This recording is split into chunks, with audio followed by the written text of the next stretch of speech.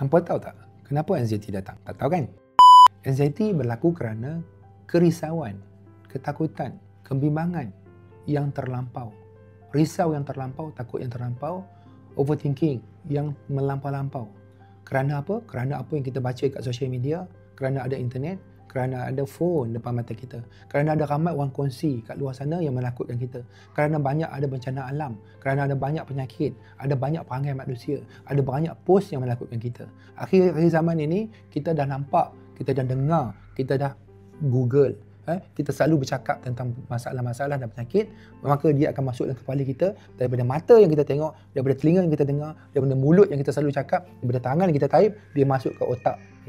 Dia kerisauan tu pergi ke kepala. Kerisauan tu dia tak pergi ke perut. Dia pergi ke kepala. Bila sampai ke kepala, maka dia akan menimbulkan kerisauan, ketakutan, overthinking yang terlampau tidak terkawal, maka dia menyebabkan gangguan kepada perasaan kita dan fizikal kita. Anxiety yang tidak terkawal, ketakutan yang tidak terkawal, kebimbangan yang tidak terkawal dan overthinking menyebabkan gangguan kepada emosi kita. Menjadi risau, berdebar, seram sejuk dan angin dan kembung dan juga rasa gelisah, takut dan fobia dan sebagainya. Dan dia juga boleh mengganggu fizikal kita.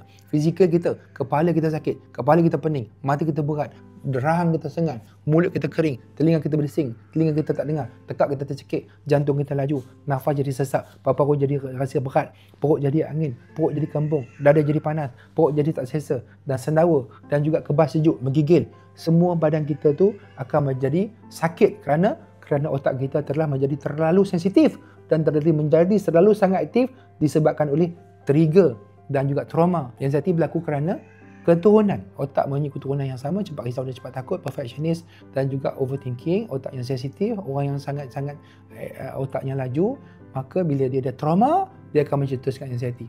Maka selepas trauma itu, datanglah trigger daripada orang yang sebelahan, trigger daripada orang luar, trigger daripada dalam sendiri, trigger daripada phone, daripada internet, daripada social media, trigger daripada kawan-kawan, trigger daripada grup, trigger daripada adik-beradik, trigger daripada kematian-kematian orang, trigger daripada penyakit-penyakit yang pelbagai, trigger daripada grup-grup wasabi dan sebagainya.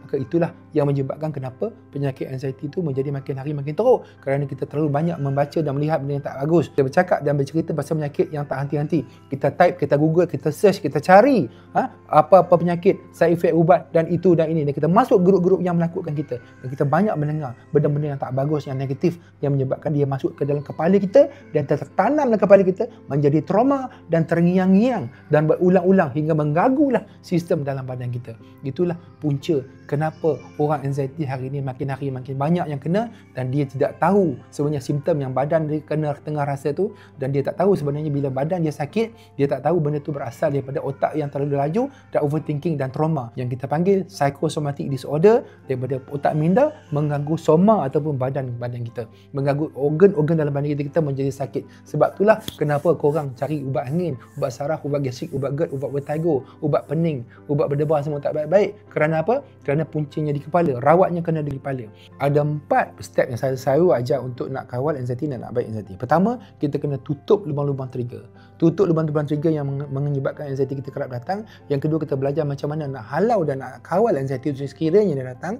Yang keempat, kita reset mindset supaya mindset kita positif. Dan last kali baru makan ubat sekiranya kita gagal. Ada 4 benda yang saya selalu ajar. Hampa nak tahu lebih lanjut?